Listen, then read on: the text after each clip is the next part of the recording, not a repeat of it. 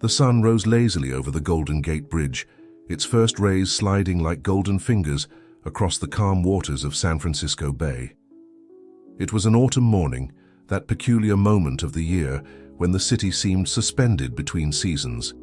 No longer summer, not yet winter. Caio Albuquerque crossed Union Square with heavy steps, each one carrying the weight of an existence that seemed increasingly misaligned with his dreams.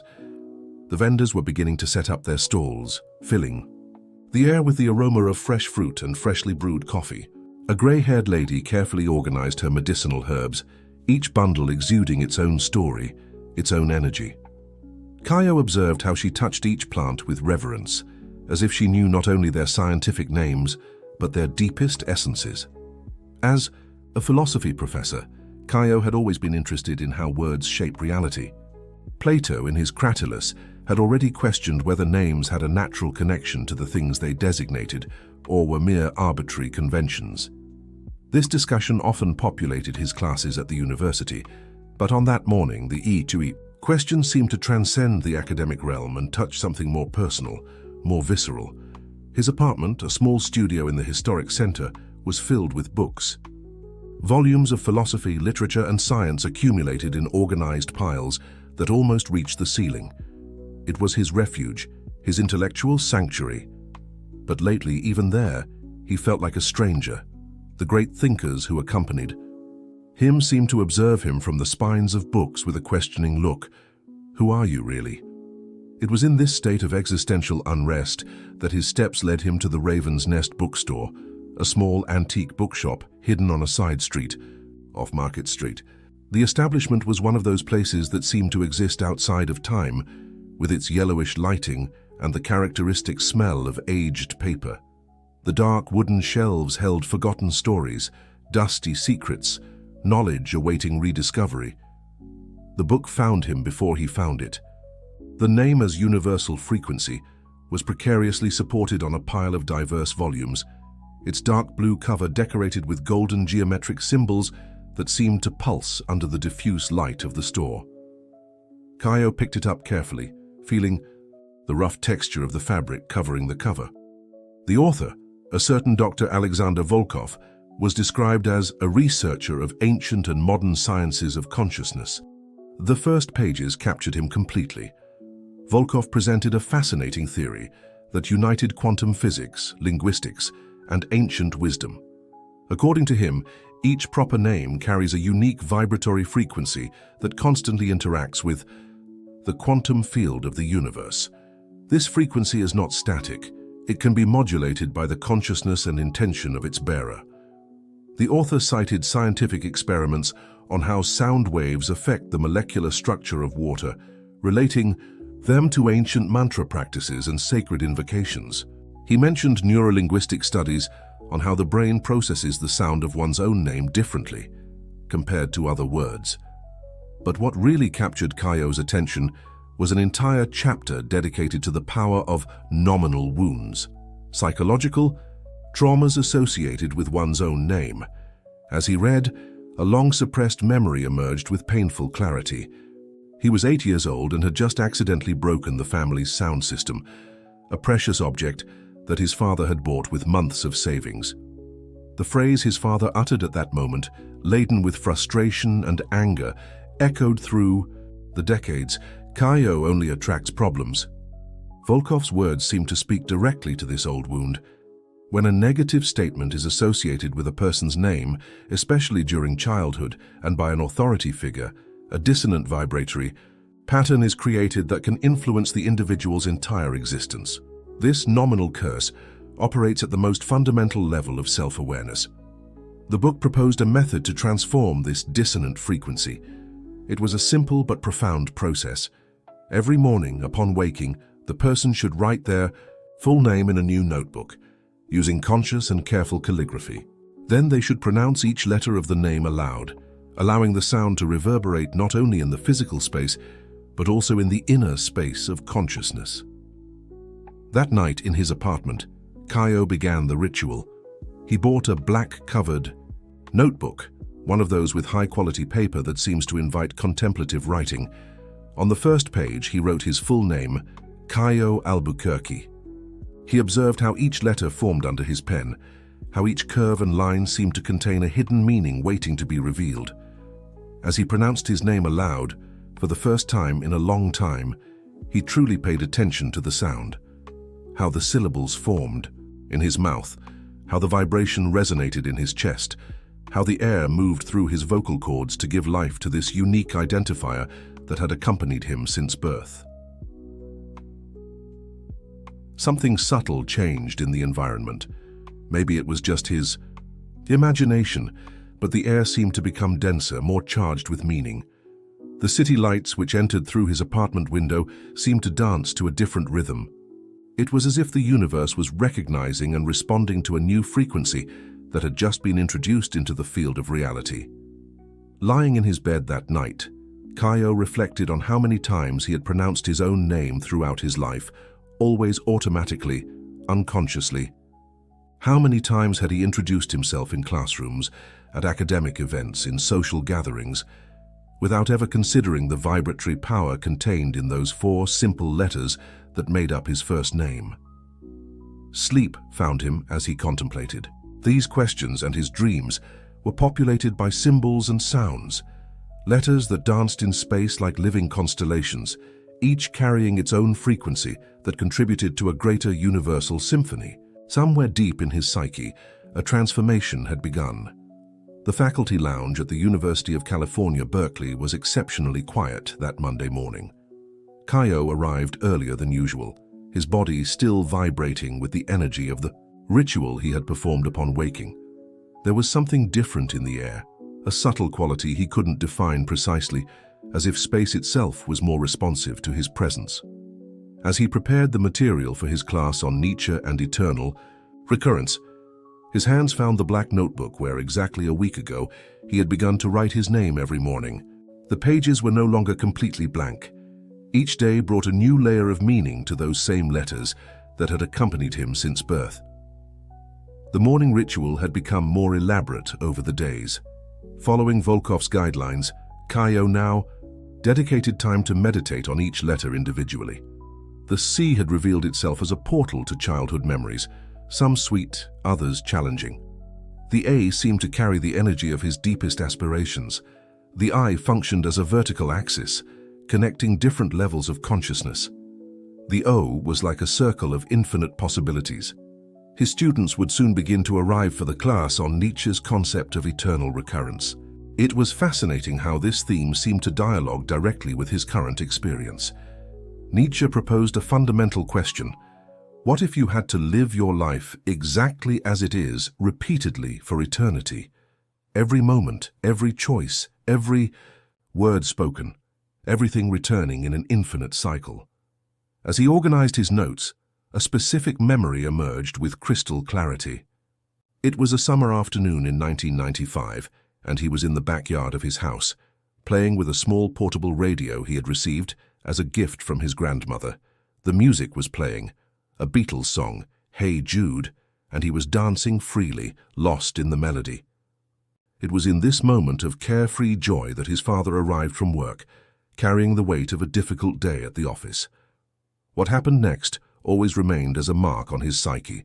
Seeing his son dancing, his father made a seemingly casual comment, "This boy lives in La La Land." The phrase in itself could have been harmless, but it added to a larger pattern.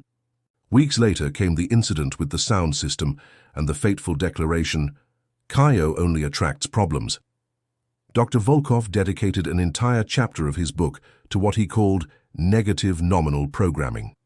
According to him, when a person, of authority, especially a parent, repeatedly associates a name with negative characteristics, a vibratory pattern is created that can influence the individual's entire existence.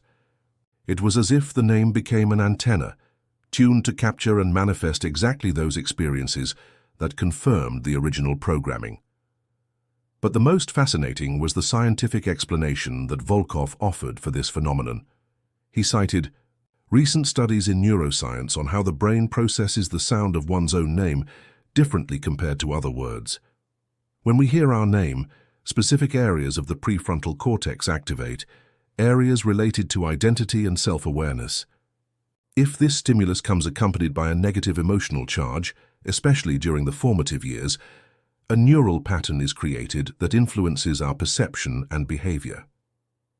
The theory went further, connecting these neuroscientific findings with concepts from quantum physics. Volkov explained how each sound, each vibration, interacts with the fundamental quantum field that permeates all reality. Our name, being the word we hear most throughout our lives, creates a consistent vibratory pattern in this field. When we consciously pronounce our name with a new intention, we begin to reconfigure this pattern. The students began to enter the room, pulling Caio from his reflections. It was time to talk about Nietzsche and the weight of eternity. But something had changed in his way of teaching. The words flowed with a new quality, as if each philosophical concept now found resonance in his own lived experience. The eternal recurrence, he began, is not just an abstract philosophical concept. It's a mirror that forces us to look deeply at every aspect of our existence. If each moment were to repeat itself eternally, how would we choose to live? How would we pronounce our own name? The class was especially attentive that morning. A student from the back of the room, Maria Clara, raised her hand with a question that seemed to touch the core of everything Caio had been experiencing. "Professor, if our past choices have shaped us up to this moment, how can we free ourselves from patterns that no longer serve us?" The question reverberated through the room like a Tibetan bell, creating waves of meaning that expanded in concentric circles. Caio smiled, recognizing how the universe sometimes uses unexpected voices to bring us exactly the questions we need to confront. "That's an excellent question, Maria Clara," he replied, feeling each syllable of his response form consciously. "Nietzsche talks to us about amor fati, love of fate, but this doesn't mean passive acceptance. It's an active, transformative love. When we fully accept who we are, including our name and our history, we gain the power to rewrite our narrative." As he spoke, Caio realized that he was sharing not just academic knowledge, but a truth he was experiencing in his own skin. The name ritual was changing something fundamental in his way of being in the world. It was as if each letter of his name was a key, opening doors to dimensions of experience that had always been there, but that he had never really accessed. After class, alone again in the faculty lounge, Caio opened his black notebook. He looked at his name written on that day's page, the same letters as always, but now carrying a completely new meaning. Each stroke of the pen was like a thread in a larger fabric, connecting past, present, and future in a meaningful pattern. He took his pen and, below the name of the day, wrote a quote from Nietzsche that seemed to perfectly capture the moment. "Become who you are." That was what the name ritual was allowing him to do, not create a new identity, but discover and manifest who he had always been under the layers of programming and conditioning. The afternoon sun entered through the windows of the room, creating patterns of light and shadow on the floor. Caio observed how the light danced, remembering Volkov's words about frequencies and vibrations. Perhaps his name was not just an arbitrary label, but a unique frequency in the great concert of the universe. And now, finally, he was learning to tune this instrument. Caio's apartment had subtly transformed over the past few weeks. The space, once dominated by organized piles of academic books, now housed a different energy. In a special corner, near the window that offered a view of the Golden Gate Bridge, he had created a small altar dedicated to his morning ritual. An aromatic candle, carefully selected crystals, and the black notebook where he wrote his name. Every morning, on that particular dawn, he woke up before the alarm, driven by an unusual energy. The full moon still hung in the sky, pouring its silver light over the calm waters of the bay. It was as if the cosmos itself invited him to a deeper practice. Volkov's book had revealed fascinating aspects about ancient practices of working with sacred names. The Sufis, in their quest for union with the divine, developed specific techniques of dhikr, the rhythmic repetition of sacred names that created altered states of consciousness. Jewish Kabbalists studied each letter of the name as a portal to higher dimensions of reality. Native American shamans considered the name as a living spirit, an entity with which one could dialogue. Inspired by these traditions, Caio began to expand his ritual. Now, before writing his name, he lit the candle and allowed the scent of sandalwood to fill the environment. Sitting in a meditative position, he began with 3 deep breaths, tuning into the natural rhythm of his body. The practice with individual letters had become more refined. For the C, he visualized a channel of light blue light descending from the sky, bringing clarity and consciousness. With the A, he felt an expansion in his chest, as if the letter carried the very essence of universal abundance. The I was experienced as a pillar of golden light, connecting earth and sky through his being. The O manifested as a circular portal of infinite possibilities. His surname, Albuquerque, revealed itself to be an even deeper field of exploration. Each syllable seemed to carry the memory of generations, the sonic DNA of an ancient lineage.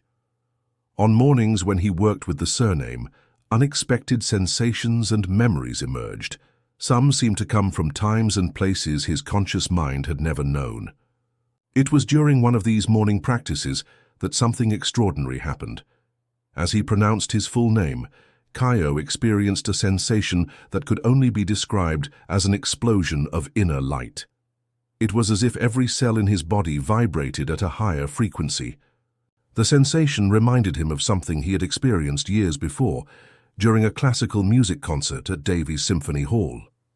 On that occasion, Beethoven's Ninth Symphony was being performed, and during the choral movement, Caio felt as if his body dissolved into the music. Now his own name was producing a similar effect, a momentary dissolution of the boundaries of the ego, an expansion of consciousness beyond the usual frontiers of being. The experience led him to deepen his research on the science of sound. He discovered fascinating studies on cymatics, the visualization of sound patterns in materials such as water or sand. Dr. Hans Jenny's experiments had demonstrated how different sound frequencies created specific geometric patterns in matter.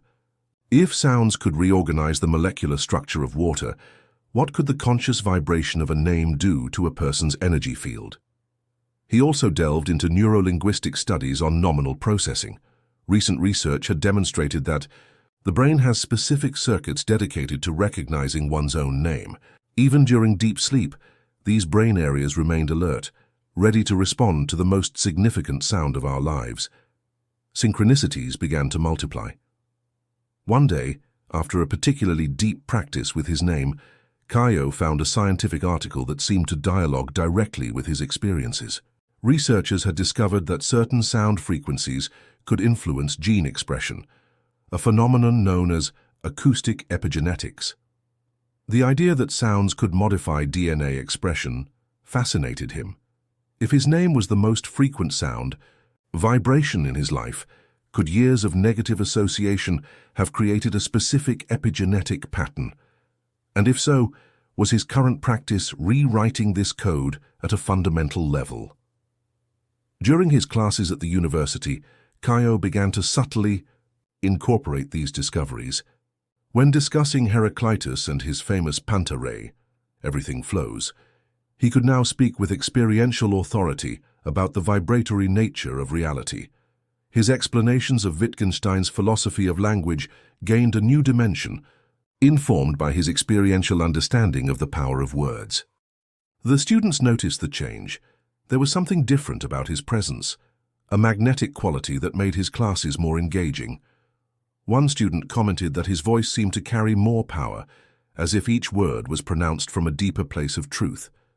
In his nightly meditations, Caio began to realize that working with his name was also affecting his dreams.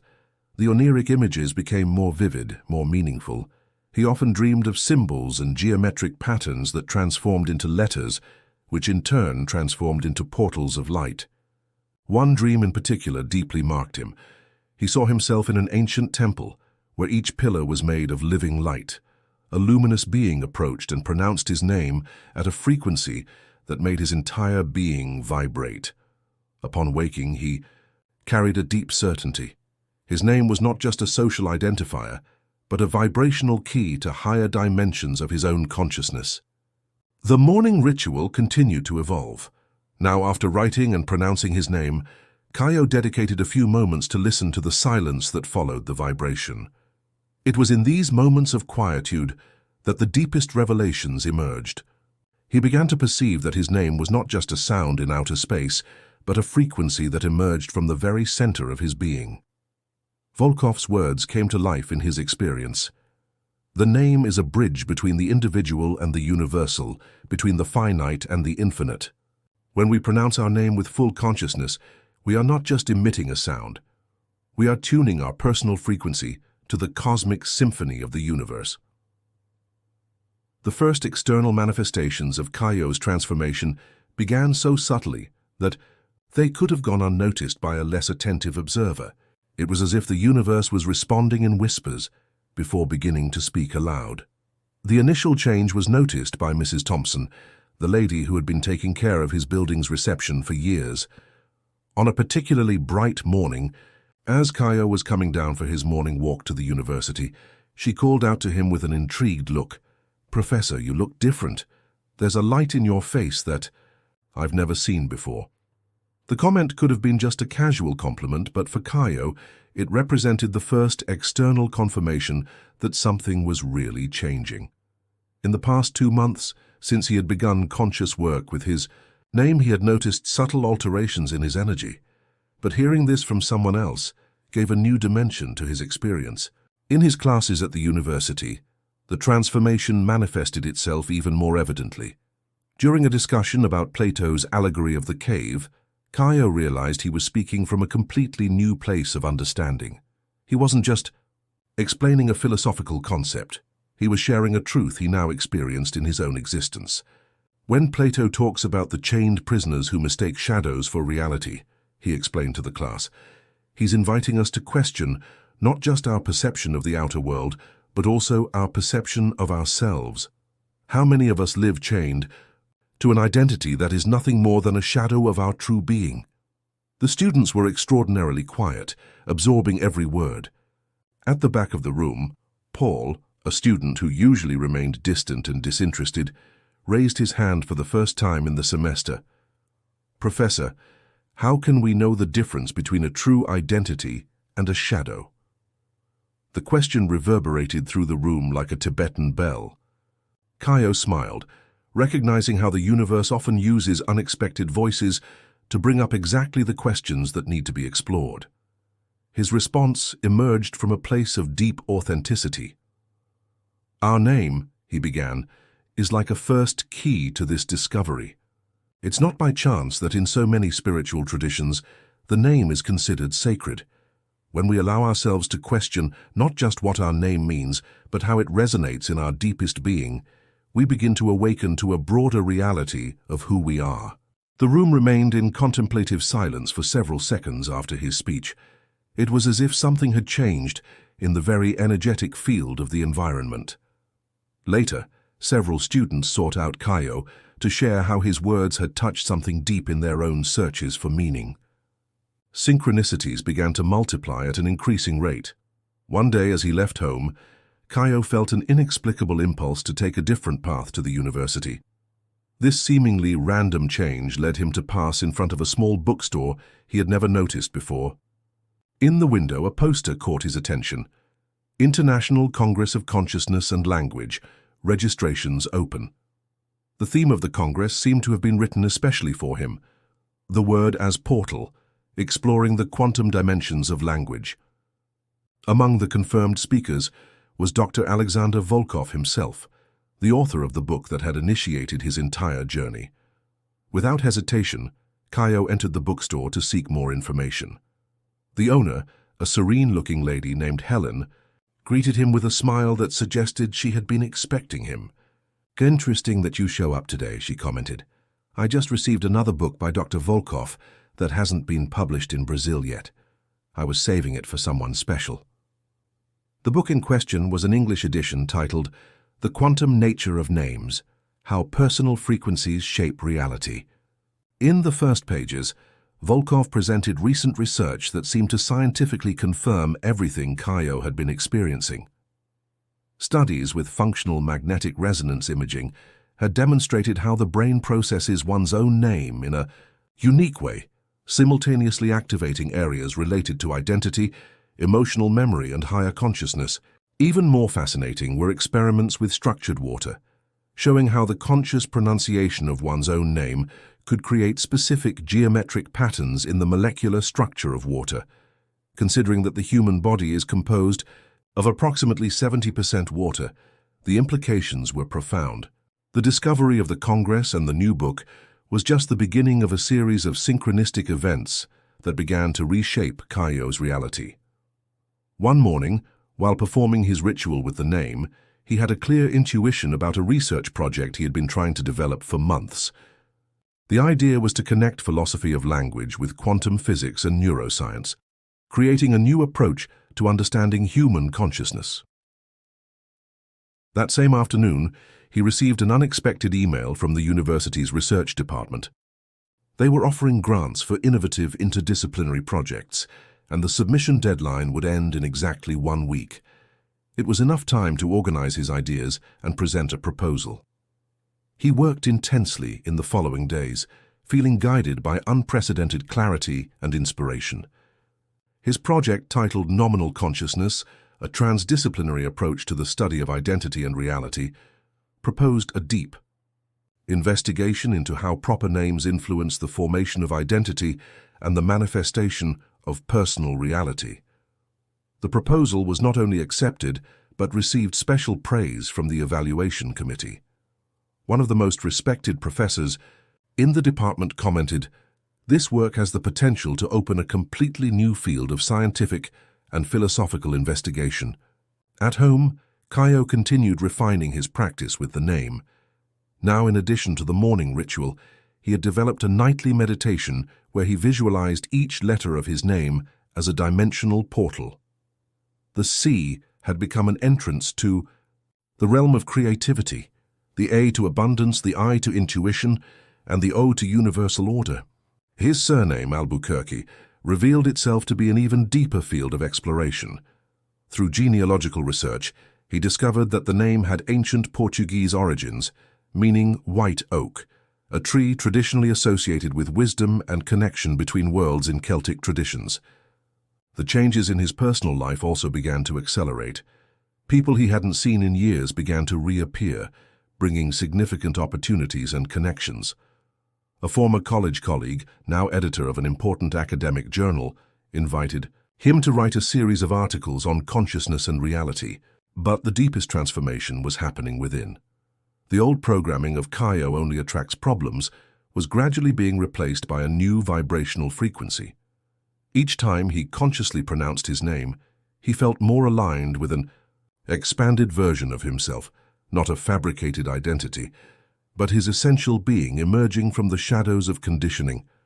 There are moments in life that seem to condense past, present, and future into a single instant of crystalline clarity. For Caio, that moment came on an autumn afternoon at the City Lights bookstore. He was there researching references for his presentation at the Congress when the universe decided to present him with a living mirror of his transformation. Marina appeared like an apparition between the shelves of the transpersonal psychology section. 5 years had passed since they last saw each other, but she seemed to exist in a dimension where time flowed differently. Her brown hair still fell in soft waves over her shoulders, but there was something new in her eyes, a depth that spoke of inner journeys and transformative discoveries. "Caio!" Her voice carried a mixture of surprise and recognition, as if some part of her knew that this encounter was destined to happen. "It's incredible to find you here. I was just thinking about you this week." The moment could have been awkward, laden with the weight of an interrupted relationship and unspoken words. But something was different. The new frequency that Caio had been cultivating through his work with the name created a field of authenticity that dissolved old barriers. Marina.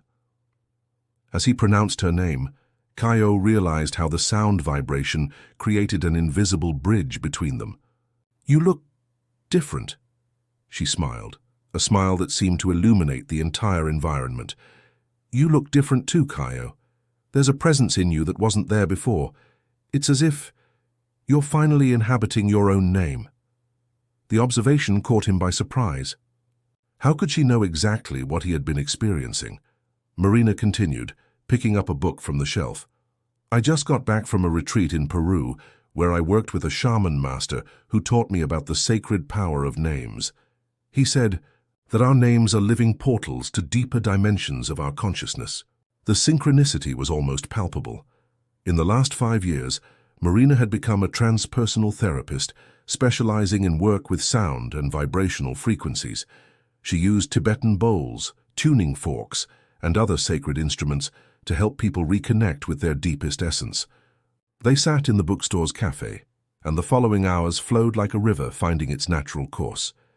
Marina shared her experiences with the native peoples of the Andes, where she learned that each name carries not just a meaning, but a specific medicine, a gift that needs to be awakened and honored. "In my work with Tibetan bowls," she explained, "each person has a unique frequency that resonates with certain notes. It's fascinating how this frequency is often connected with the vowels and consonants of their names." Kaio told about his own journey, Volkov's book, the morning ritual, the transformations he had been experiencing. As he spoke, he realized how the universe had perfectly orchestrated this reunion. Marina wasn't just an ex-girlfriend reappearing in his life. She was a mirror that reflected and amplified his own awakening process. "It's interesting," she observed, "how we ended our relationship precisely because you weren't ready to inhabit your own strength. There was a disconnection between who you were and who you were trying to be."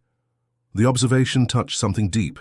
Kaio remembered how, at that time, he was still deeply identified with the programming of attracting problems. He had ended the relationship with Marina before she could leave him, a pattern of self-sabotage he had repeated in other relationships. "Do you remember," Marina continued, "that time we went to the classical music concert at Davies Symphony Hall? You had a profound experience during Beethoven's Ninth Symphony. At the time, you couldn't explain what had happened, but now I understand," Kaio completed. "It was an experience of ego dissolution through sound frequency. The same thing I've been experiencing with my name, but on a different scale." Marina took a small crystal tuning fork from her bag. "Can I show you something?" She struck it gently and brought it close to the table. The crystalline sound created a field of reverberation that seemed to alter the very texture of the air around them. "Each name," she explained, "has a fundamental frequency that can be activated through sound. When this frequency is consciously awakened, we begin to attract experiences that resonate with our true nature." They arranged to meet at her studio the next day for a session with the Tibetan bowls. Marina had developed a technique that combined the vibration of crystals with the frequency of personal names, creating a resonance field for healing and transformation. As they said goodbye, Kaio felt something different in the air. It wasn't the old romantic attraction, but a deeper connection, as if their spiritual paths were intertwining in a perfectly choreographed cosmic dance. That night in his apartment, the ritual with the name gained a new dimension. As he wrote Kaio Albuquerque in the notebook, each letter seemed to pulse with its own light. It was as if the reunion with Marina had activated dormant frequencies in his energy field. Sitting in meditation, he visualized his name as a bridge of light connecting different dimensions of his existence. The C now vibrated with a new quality of courage, the courage to be truly himself. The A expanded into unconditional love, the I radiated crystalline intuition, and the O opened as a portal to the omnipresent. A powerful dream visited him that night. He saw himself in an ancient temple where giant crystals emitted pure tones that formed sacred geometries in the air. Marina was there, but not as a physical person. She was a luminous presence guiding other beings through sound portals. His own name floated in space, like a living constellation of light and sound. He woke up with a deep certainty. The reunion with Marina was not a coincidence, but part of a greater plan of collective awakening. Their paths had separated years ago precisely so they could meet again at this moment, when both were ready for a connection at a higher level of consciousness. Marina's studio occupied the top floor of an old Victorian house in the Haight-Ashbury district. It was a circular space, with windows that opened to the 4 cardinal points, allowing natural light to dance freely through the environment. Tibetan bowls of different sizes were arranged in a specific pattern on the floor, forming what Marina called a sound mandala. Kaio arrived at the agreed time, carrying his black notebook, where he had been recording his journey with the name for months. The aroma of sandalwood and lavender filled the air, creating an atmosphere that seemed to exist outside of ordinary time. Each bowl, Marina explained as she led him to the center of the mandala, is tuned to a specific frequency that corresponds to different aspects of being. Today we'll work with the fundamental frequency of your name, allowing each letter to find its purest sound expression. The process began with a preparation ritual.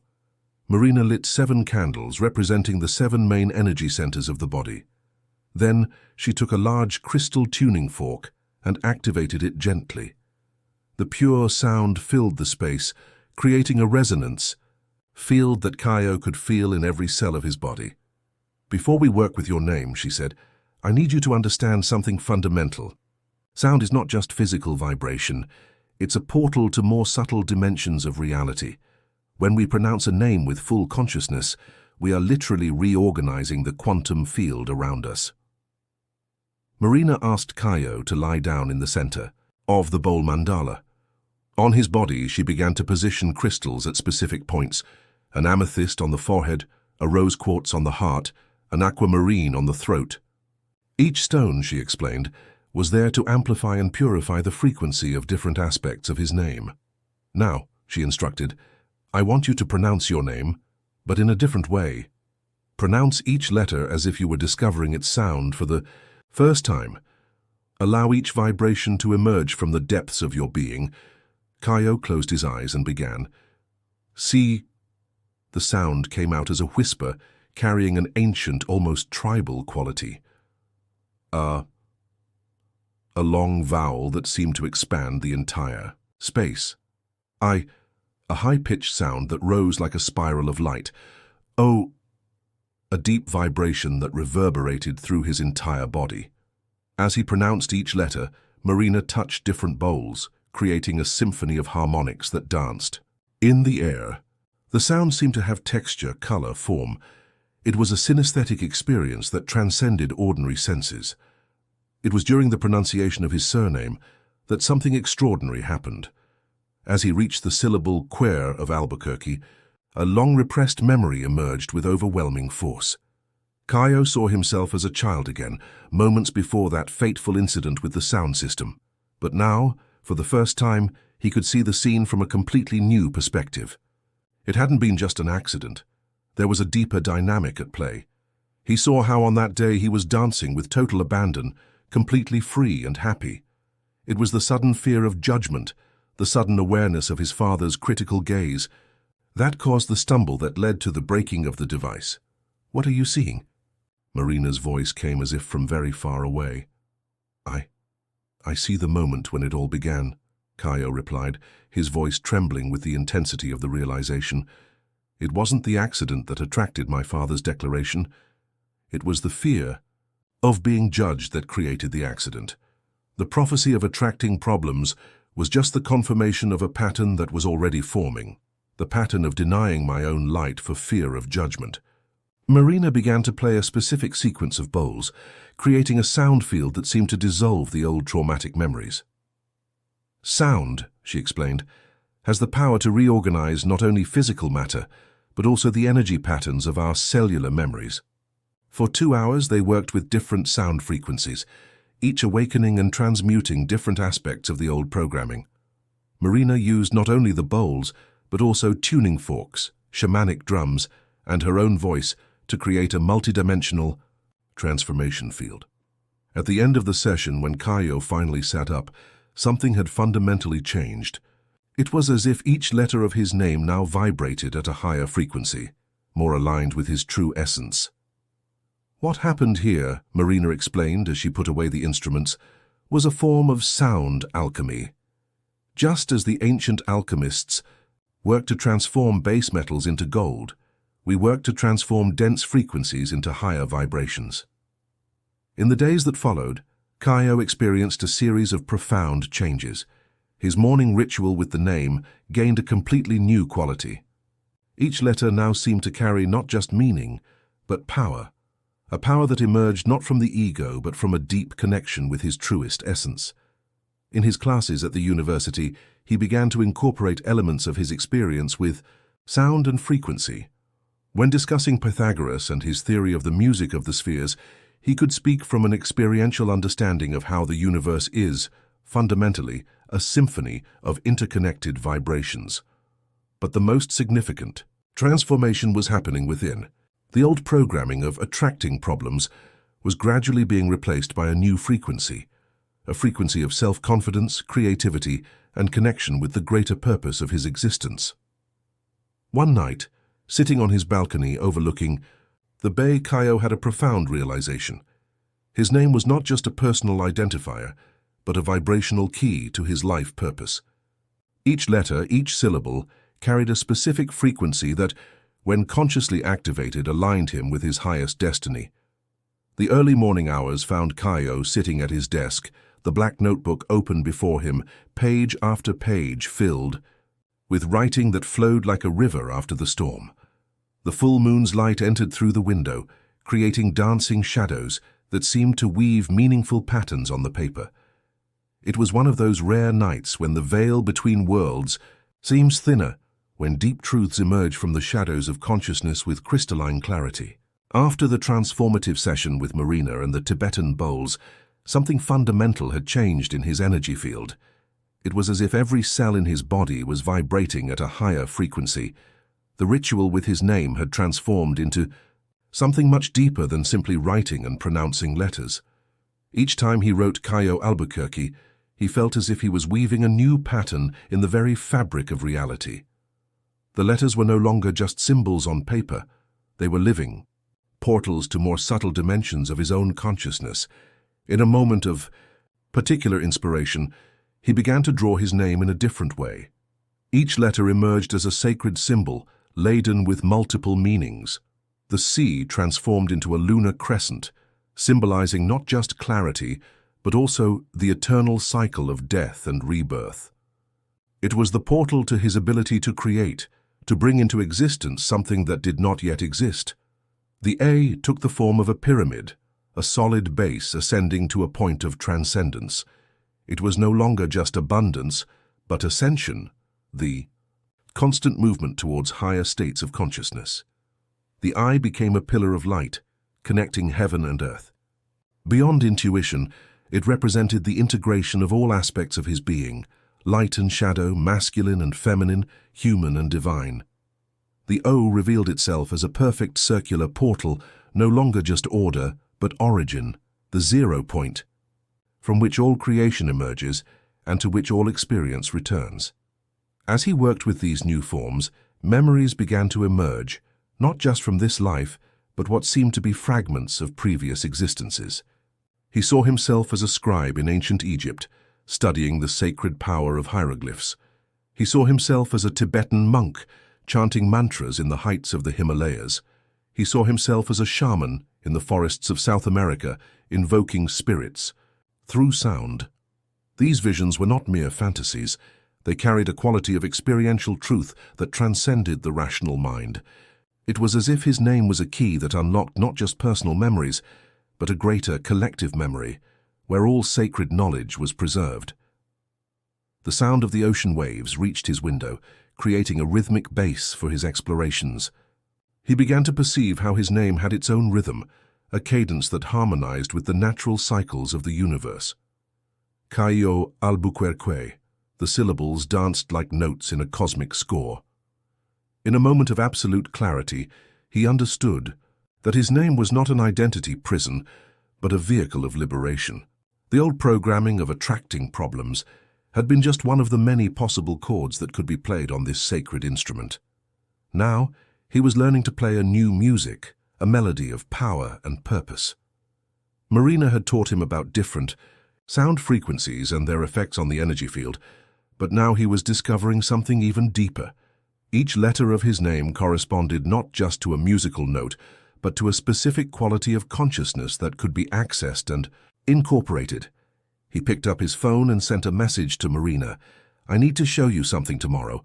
I think I've discovered a new dimension of working with names." The response came almost instantly. "I was already expecting this. The ancestors are present tonight. They have much to teach us about the sacred power of names." He returned to his notebook and began to map out a complete theory about the relationship between names, consciousness, and reality. It wasn't just an academic theory, it was living knowledge, emerging from his own transformative experience. He wrote about how each name is a unique frequency in the great concert of the universe, about how this frequency can be modulated through consciousness and intention, about how traumas and limitations are not fixed destinies, but temporary chords that can be transmuted into higher harmonies. The hours passed like minutes. When the sun began to rise over the horizon, Kaio had filled dozens of pages with insights, diagrams, and practices. His notebook had transformed into a modern grimoire, a manual of nominal alchemy where science and spirituality met in perfect synthesis. He stood up and walked to the balcony. The city was still asleep, but he could feel a pulse of life in everything, in the trees, in the stones, in the very air.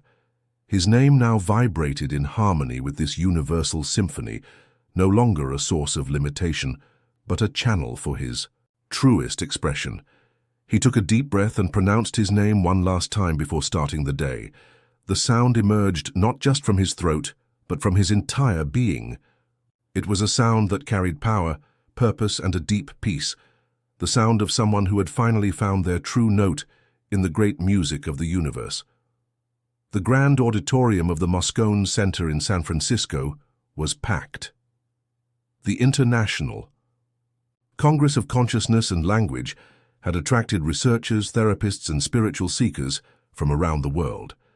In the air, there was an almost palpable expectation. Caio Albuquerque's work on the power of names had become one of the most talked-about topics of the event. Backstage, Caio adjusted his lapel microphone while Marina organized the sound instruments they would use during the presentation. The past few weeks had been intense, refining the methodology they had developed together, a unique synthesis of science, philosophy, and ancient sound practices. "Are you ready?" Marina asked, her eyes shining with a mixture of affection and complicity. It wasn't just a question about the presentation, it was about the entire transformation process they had gone through together. Caio took a deep breath, feeling each letter of his name vibrate in harmony with his deepest being. "I've never been more ready," he replied, and there was absolute truth in his words. When he took the stage, the silence that settled was almost reverential. Caio observed the audience for a moment, recognizing familiar faces, his university students, fellow professors, and there in the front row, Dr. Alexander Volkov himself, whose book had initiated this entire journey. "Before we begin," Caio spoke into the microphone, his voice carrying a new quality of presence, "I'd like to ask for something unusual. I want each of you to take a piece of paper and write your full name. Don't just write. Observe each letter as if you were seeing it for the first time." The sound of papers being handled filled the auditorium. Caio continued, "Our names are not just arbitrary labels or social conventions. They are living portals of consciousness, unique frequencies that connect our individual existence with the infinite field of possibilities." Marina began to gently play one of the Tibetan bowls, creating a sound field that seemed to amplify each word. Caio proceeded, sharing his journey, the encounter with the book, the morning ritual, the discoveries about the vibrational nature of names, the transformative reunion with Marina. "But what we've discovered goes beyond personal experience," he explained, projecting some of the diagrams he had created in his Nights of Insight. "Each name carries a specific frequency that can be mapped, measured, and more importantly, consciously modulated." He presented the results of his research, magnetic resonance studies showing how the brain processes one's own name differently, experiments with structured water, revealing geometric patterns formed by the conscious pronunciation of names, statistical data on the transformations experienced by people who participated in his pilot workshops. "What we are proposing," he continued, "is a new science of nominal consciousness, an interdisciplinary field that unites quantum physics, neuroscience, linguistics, and ancient wisdom. But it's not just an academic theory, it's a practical technology of personal transformation. Marina joined him on stage, bringing with her the mandala of Tibetan bowls. Together, they demonstrated how different combinations of sound frequencies could amplify and purify the vibration of names. The entire auditorium seemed to pulse with the sound waves that expanded in concentric circles. Each of us, Kayo continued, carries in our name a unique code of potential. When we learn to access and consciously modulate this code, we begin to manifest a reality more aligned with our true essence. The presentation culminated in a collective exercise where the entire audience was guided in a sound meditation with their own names. The energy field that formed in the auditorium was so intense that some people reported profound experiences of expanded consciousness. When the question and answer session began, Dr. Volkov was the first to raise his hand. "In all my years of research," he said, visibly moved, "I've never seen such an elegant synthesis between science and spirituality. You haven't just understood the power of names, you've elevated it to a new level of practical application." After the Congress, the implications of Kayo's work began to expand in ever-widening circles. Invitations for lectures and workshops came from different parts of the world. His article on nominal consciousness, a new paradigm of personal transformation, was accepted for publication in one of the most respected scientific journals. But the true realization wasn't in the external recognition. It was in the deep sense, a fulfilled purpose, in the certainty that he had transformed his own wound into a gift for the world. On a quiet afternoon, weeks after the Congress, Kayo and Marina were walking along Baker Beach. The sun was setting on the horizon, painting the sky with shades of pink and gold. The waves broke gently on the sand, creating a natural music that seemed to harmonize perfectly with their own frequencies. "It's funny," Kayo reflected, "how it all started with that old programming. Kayo only attracts problems. Now I see that it was just the universe preparing me to discover something much greater." Marina smiled, taking his hand. "Sometimes we need to experience dissonance to find our true harmony." That night, in his apartment overlooking the bay, Kayo opened his black notebook one last time. On the final pages, he wrote, "Our names are more than words. They are bridges between the finite and the infinite, between the personal and the universal. Each letter is a note in the great symphony of being, each syllable a portal to deeper dimensions of our own consciousness. When we learn to pronounce our name with total presence and love, we are not just emitting a sound. We are declaring our conscious participation in the cosmic dance of existence. And to you, who are reading these words, your name is a key, a unique frequency in the great concert of the universe, a medicine waiting to be discovered. How will you pronounce it now?